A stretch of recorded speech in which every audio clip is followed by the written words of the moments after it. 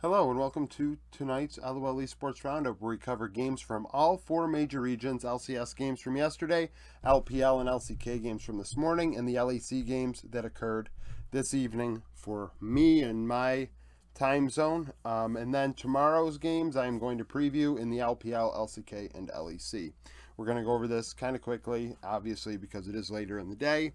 Predictions, I'm 148 and 61 on the board here. I went 12 and 3. We had a really good day.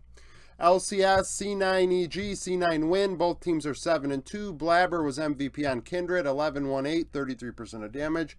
Berserker, 708 at 80 carry. Revenge, 160, 32% of damage on Renekton. He played Renekton all 3 games this weekend, leading the way for EG, frankly.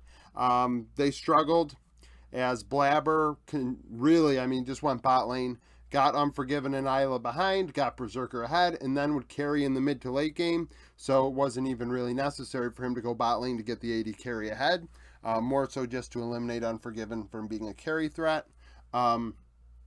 Revenge just started diving in there, trying to make things happen for EG, that's why he has 6 deaths, but also has so much damage.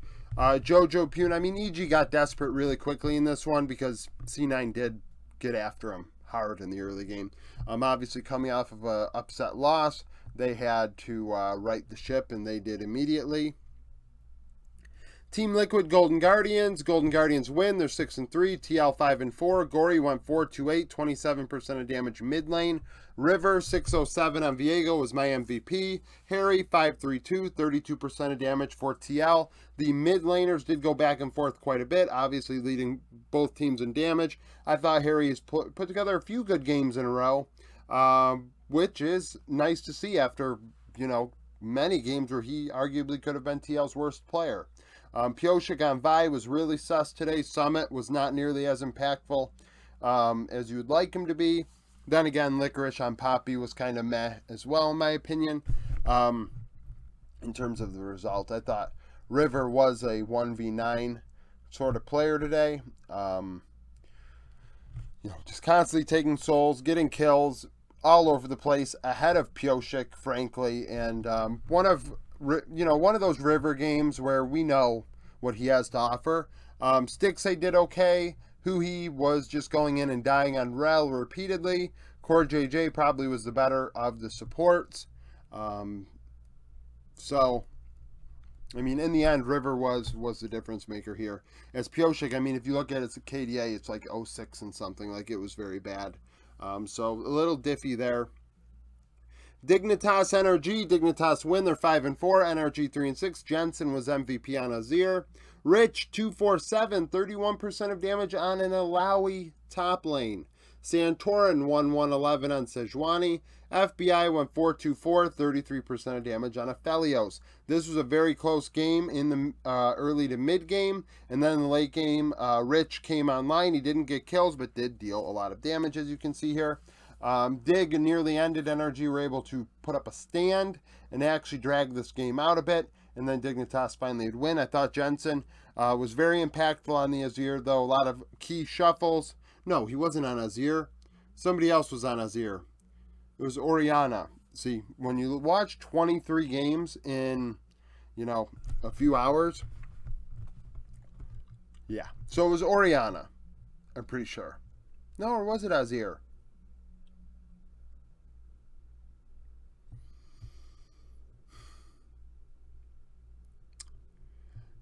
Theoretically, if we're thinking about this, right, I put Jensen down as MVP. He either played Azir or Orianna. He is not the leader in KDA. He's not the leader in damage, right? Tomo, I thought, did do well at times in this game, by the way. I'm just going to say that. I think he's strung together a couple good games, similar to how we're looking at Harry and Revenge, a couple players that, we don't have high regard for, but have put together a good weekend, or a good week. Now, so Jensen on Azir, key shuffles, make things happen. That's good. Facilitator. Orianna, same thing with the ball. Puts the ball in there, ulti, affects the game. And sometimes that can be key. Jensen was on Orianna because it crossed my mind when I thought about it. Oh, his highest win rate champion. He was on Orianna, and he facilitated. Woo-wee. TSM 100 Thieves. 100 Thieves 4 and 5. TSM 3 and 6. Double Lift was my MVP. Quid 714, 37% of damage on Jace. Bucio 0011 on Renata, I believe. Wild Turtle 223, 39% of damage for TSM. Double Lift would solo kill Wild Turtle in the laning phase, set the tone.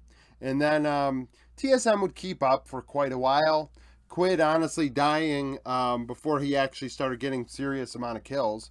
In the mid to late game on the Jace, he was dealing a ton of damage. It did make me consider making him MVP, but I thought in some key team fights, Double Lift was able to clean things up and play very well. It is a big deal, though. Quid is continuing to get better. And I say this every time, as he gets better, 100 Thieves are going to get better. You think about Spring and how 100 Thieves went on a tear at the end of the split to get into the playoffs. You know, think about it, Quid and Bucio are two very young players, and 100 Thieves are seeing some improvement, and I think that's very important. Immortals and FlyQuest. FlyQuest win, they're 3 and 6. IMT 2 and 7. Impact 618, 33% of damage on Renekton was MVP. Spica 1010 in the jungle. Solo 241, 28% of damage on K'Sante. You don't want solo on a carry, and like I always say, you do not want solo leading your team in damage. That is not the key to success. Immortals wheels are falling off of the wagon here. They won the first 2 games of the split, have lost 7 in a row, and they are the Immortals that we know they are. A sus team, not very good. FlyQuest 3 and 0 have righted the ship, which is a big deal. That now FlyQuest are rolling. Obviously, they didn't play the best teams ever this weekend, but they have gotten better. Impact in the early game was key to the success for the team. Racking up the kills and racking up the gold and then taking that and running with it, which is important. Sometimes we see players get those early leads and throw them away. Impact, I thought, actually took them and had an impact on the game. Yes, that is a terrible pun as we are doing this video. In mid lane, Vikla also did well, by the way. I originally wrote him down on the board as leader in damage. Then I looked closer, and Impact led the team. Vikla had 30% of damage as well. LPL, ThunderTalk RNG. RNG win. They're 6 and 5. ThunderTalk 2 and 9. As Royal Never Give Up had the victory 2-1. LP was MVP. 18-5-12. 35% of damage. And a pentakill. Yes, as you know, pentakills get you MVP status. Way 8-5-20 in the jungle. UCal 8-3-15. 36% of damage for ThunderTalk. UCal played excellent this series. Tangwan in game 2 was very good, probably better than UCal, but UCal didn't die, didn't int his face off, and frankly, UCal played very well. There's nothing to take away from him, honestly. I thought both mid laners were solid, but LP with the penta, LP with the damage, he did the work in game 3 to get RNG over the hump, way all over the place. Beshwan in game 1 was able to set the tone, though. I will say that. Way was playing from behind in that one.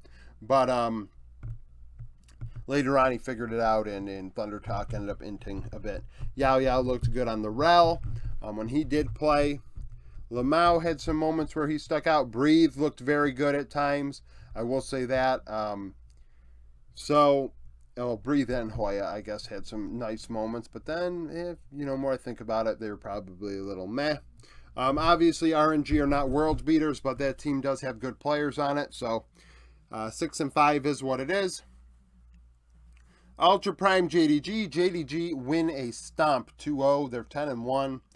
Ultra Prime 4 and 7. Knight was MVP 24, 3 and 19. 35% of damage in mid. He played Tristana and Jace. Kanavi had the best KDA at 4-2-31. Ning 6-7-8. 25% of damage for up. Kind of shows just how little damage they dealt. That Ning led the team with 25%, so an even share. However, he did have more damage than Kanavi. Kanavi's champions in this one were 2 supports. Rel, which is a true blue support, but he played in the jungle. And then Ivern, which is a glorified support. This is a big deal. This is a big deal. Somebody was talking, we talked about it actually in the comments or on the Discord about Vitality and how nobody really falls on the sword. There's 5 egos on that team, and that's what holds them back. And JDG are an example of a team that I thought they would take them till about now to figure it out, and they obviously figured it out a couple months ago. But this is a great example of why JDG actually are the team to beat. And it's not a matter of, oh, well, of course, they're 10-1, they just won MSI. But this is like a case in point. Ultra Prime are not great. Harry, Forge, Ning, honestly, Doggo's the only player on that team that is an upper half player in his role in the region, in my opinion. I think that Doggo is very talented. In this game, Ruler got the better of him. Ruler looked cracked, but you only put 2 players on there from my perspective from the winning side. So, JDG, somebody falls on the sword. Every game. Somebody understands, I can't carry today. It's not my turn to carry.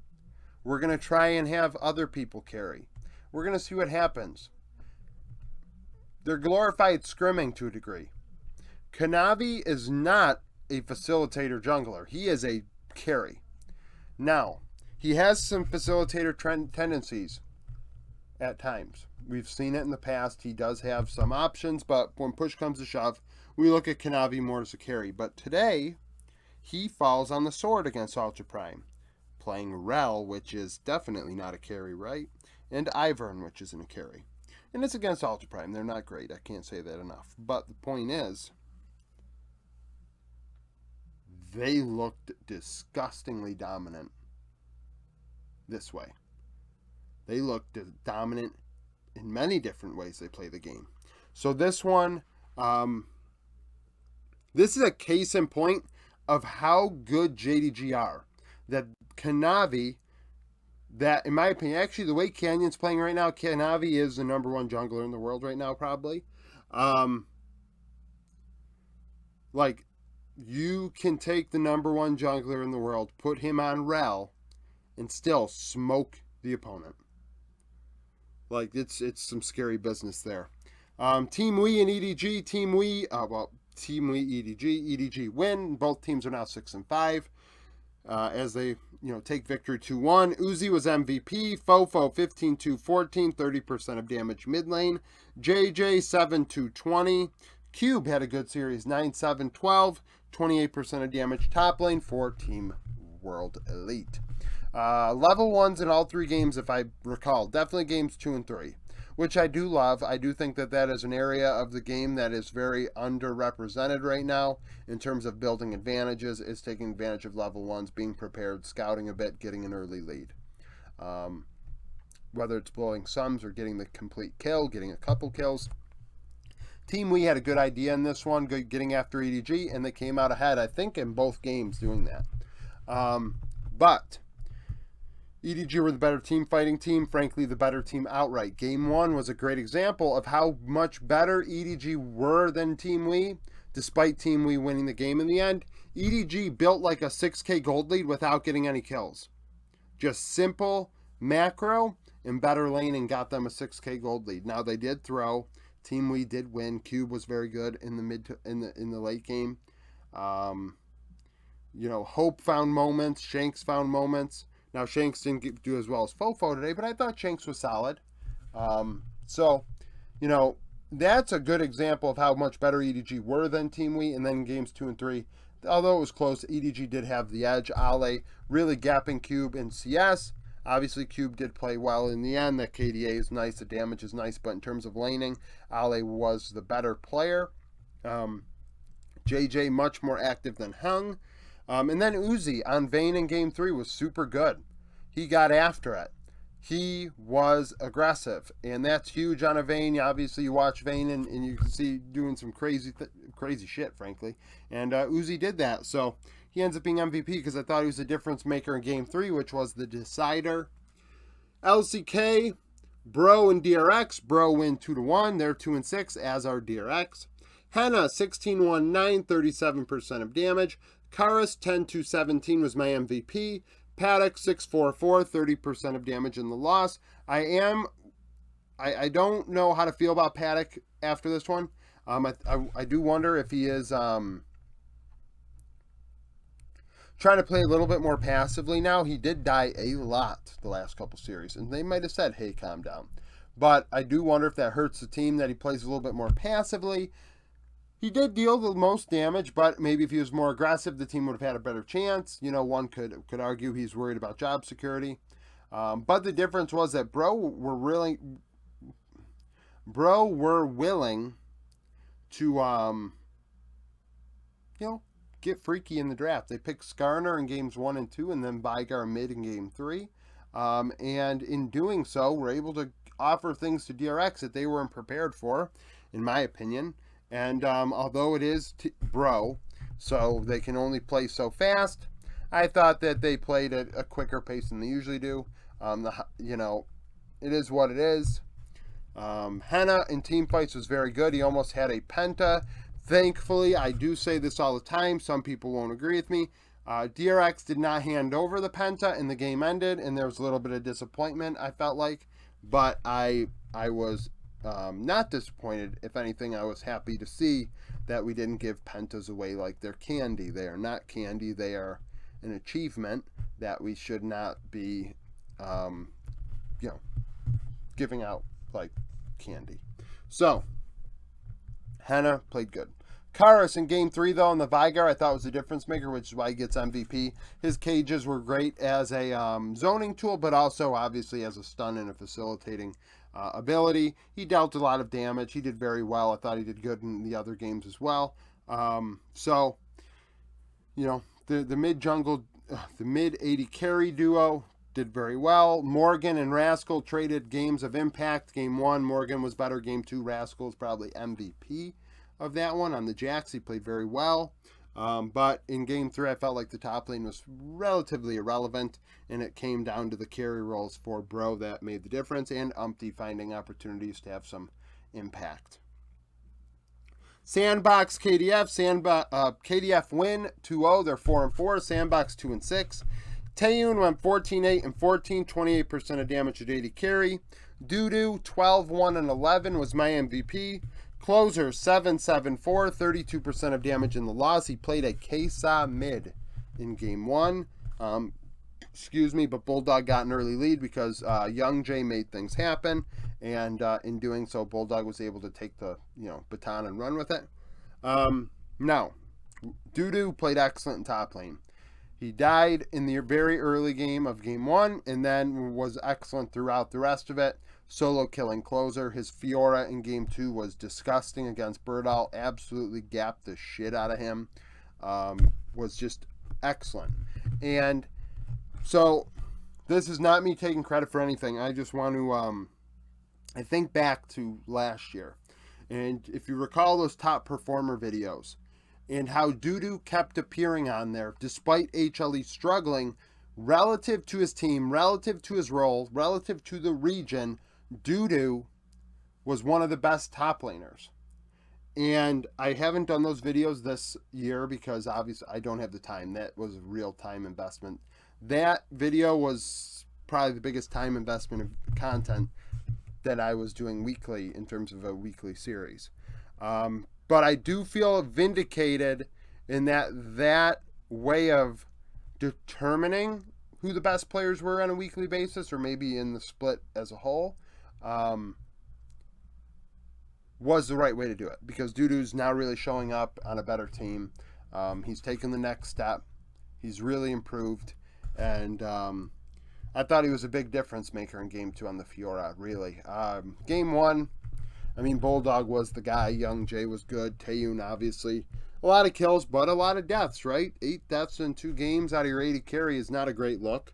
So, I mean, honestly, Teddy probably played better than Taeyun, but Taeyun ends up on here because of the damage. So, Sandbox didn't really have a chance, but I thought KDF would win 2-1. It was 2-0. It is what it is. LEC, Astralis, SK. Astralis win. They're 3-4. SK 2-5. Leader was MVP, 5-0 and 9, 36% of damage on Azir. 1-1-3 went 3-1-0-10. Exakick 5-4-3, 38% of damage at 80 carry. It was a close game until it wasn't. Astralis playing very well in the mid to late game. Leader doing a lot of nice things on the Azir, honestly. A guy known for his melee champions. I thought that he actually had some really nice shuffles. Some, shoot, what are they called?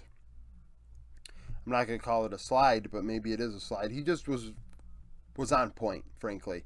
He gapped Certus in gold. He was up. I mean, he was the gold lead while the game was still close. Like, it was like, geez, Astralis are losing every lane. Oh, no.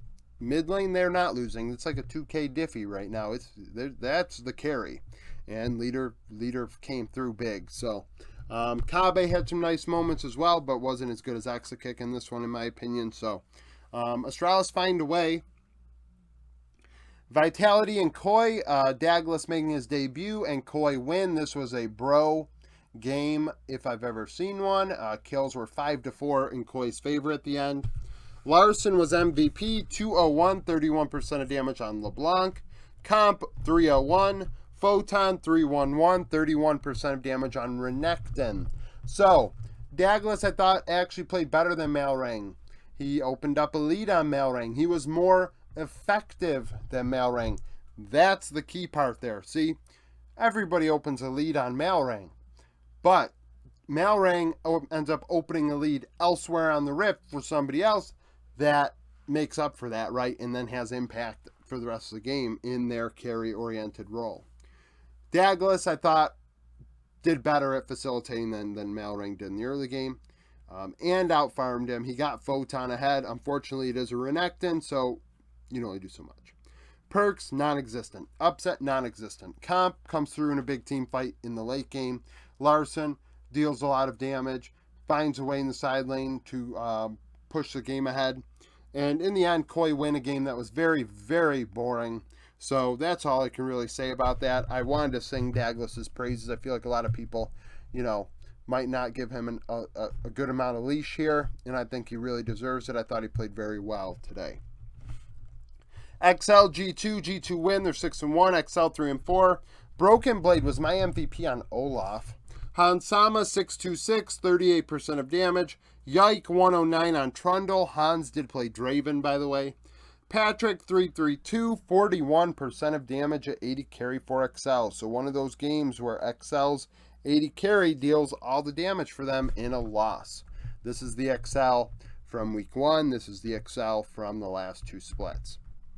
Which is what it is. I mean, they winning 1 week 3-0 was not going to be like, oh, all of a sudden they're a world's contending team. Like, that wasn't going to be the case. So, why is Broken Blade MVP when Hansama was so good on the Draven? I really didn't like when he and Mickey died under turret to Patrick in the early game when they had a lead and then threw it away, where I thought BB actually made a difference on the Olaf and didn't int his face off. Like, BB did very well in key team fights in the mid game, which sprung the lead, and then didn't have a moment like the dive under turret recklessly in losing. And some people might say, oh, they're having fun. They're just getting aggressive. Yeah, well, it failed. So, don't get MVP for that. Yike doing well. Peach, meh. Peach may not be a major region jungler. You see a lot of Korean import junglers around the world in minor regions. Croc. On Fleek. Chieftain. There's more. There's so many more. And they're all escaping me. You know what I'm getting at here. Peach just doesn't have it. So, unfortunately, that is what it is. Patrick can only do so much in this one. Fnatic, BDS. Fnatic win. They're 6-1. BDS 2-5. Razork was MVP on Viego. I thought he was fantastic. Noah, 507, 36% of damage. Trimby, 0114 on Yumi. Nuck, 131, 34% of damage in the loss. His only kill was a solo kill onto Oscarinen. Otherwise, not very great. Adam had a crazy 1v3 3-0 in the bot lane in the mid to late game on Olaf, which was pretty incredible, honestly, because it's already a game that's a little diffy here. Adam wasn't dominating top lane. He wasn't like 1v9ing, and in that case, he 1v9'd, and technically 1v3'd. So, outside of that, though, BDS left a lot to be desired. The bot lane of Fnatic were the difference. The last time these two teams played, if you watched my sneak peek yesterday, I said how the way the stats looked, it was clear that the bot lane was the difference without even rewatching the game. And Fnatic were able to eliminate that opportunity from BDS with Noah and Trimby, but a lot of that had to do with Razork.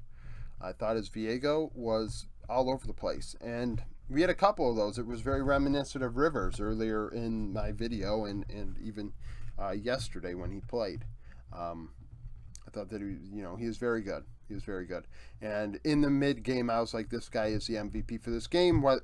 Regardless of how Noah and Trimby played in the late game, the game, in my opinion, was already in Fnatic's hands at that point. Lastly, Mad Lions and Heretics. Heretics win. They're 5-2. Mad Lions 4-3. Vethio was MVP on LeBlanc. 10-07, 42% of damage. That is a big LeBlanc. Mursa 1-0-14 on Yumi.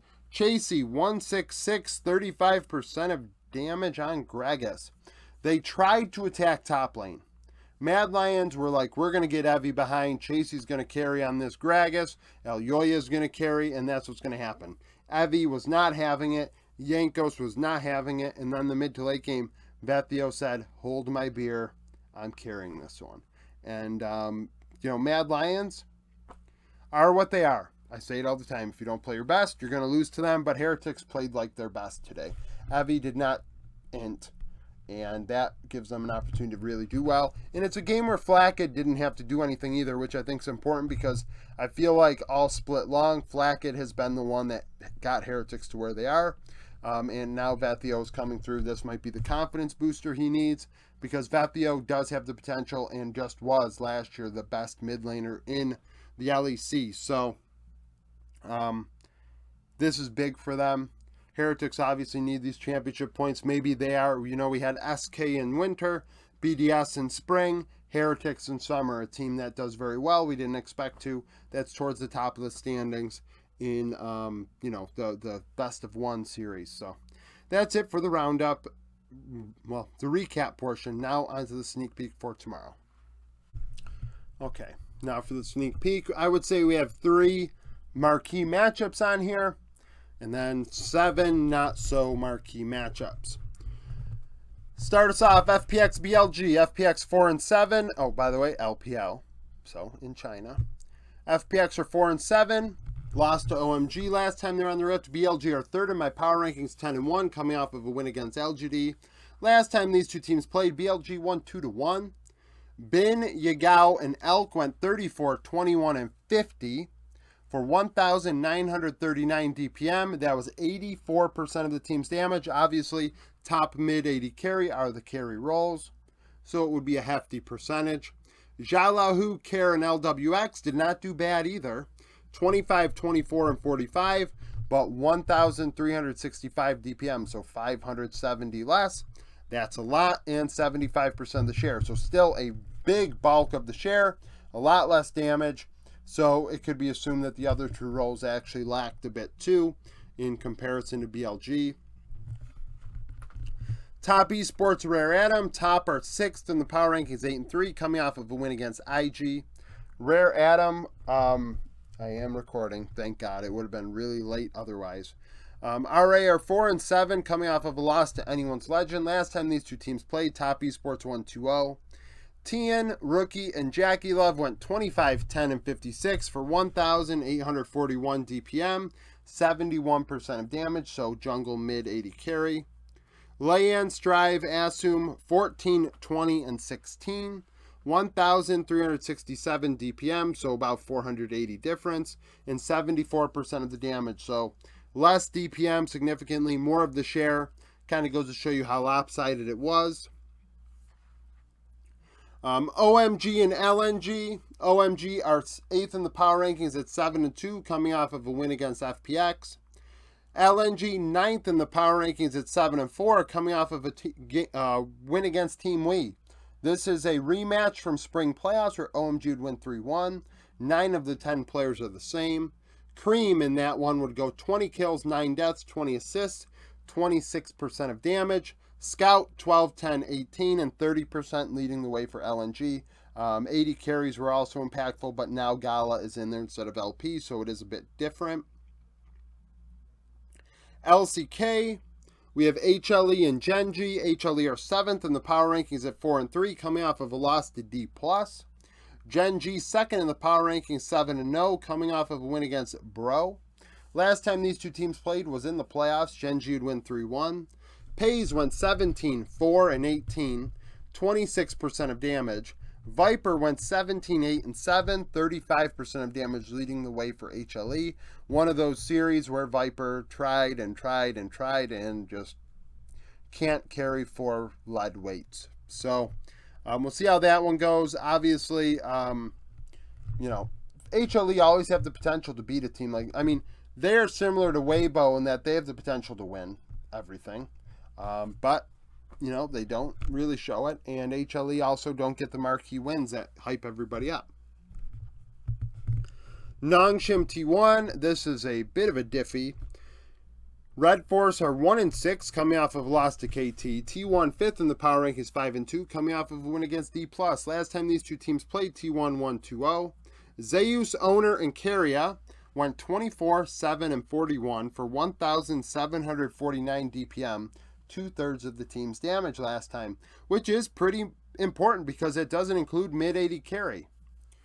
Din, Sylvie, Peter went 6, 19, and 18 for 855 DPM, so less than half of the DPM of T1 in those 3 roles, and 51% of the damage. So less than half, still the majority.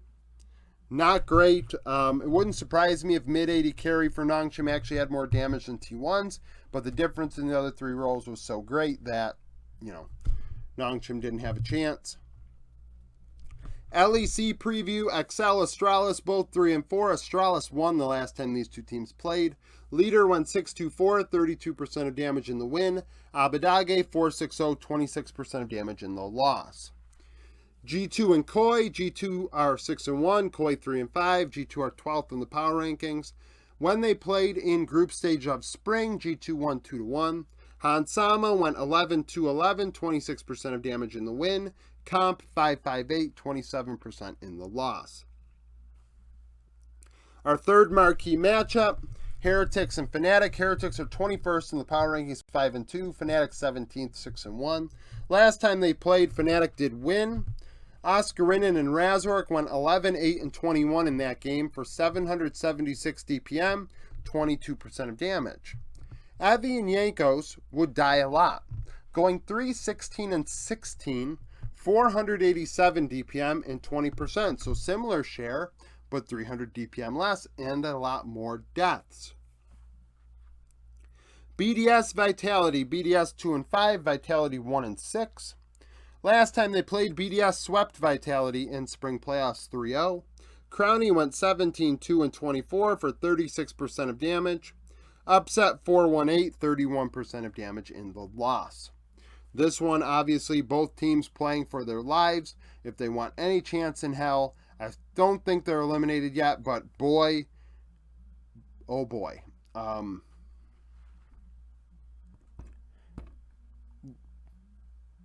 Biggest disappointment this year.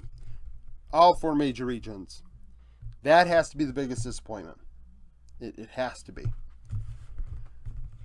SK Mad Lions. SK 2 and 5. Mad Lions 18th in the power rankings, 4 and 3. They won the last time these two teams crossed paths. Karzi 9-3-10, 39% of damage in the win. XKick 6-2-3, 34% in the loss. So these 3 regions play tomorrow. Thank you for watching. If you liked the video, like it. Subscribe to the channel for daily League of Legends content. Follow me on Twitter, join the Discord, become a YouTube supporter, and I hope to see you again tomorrow.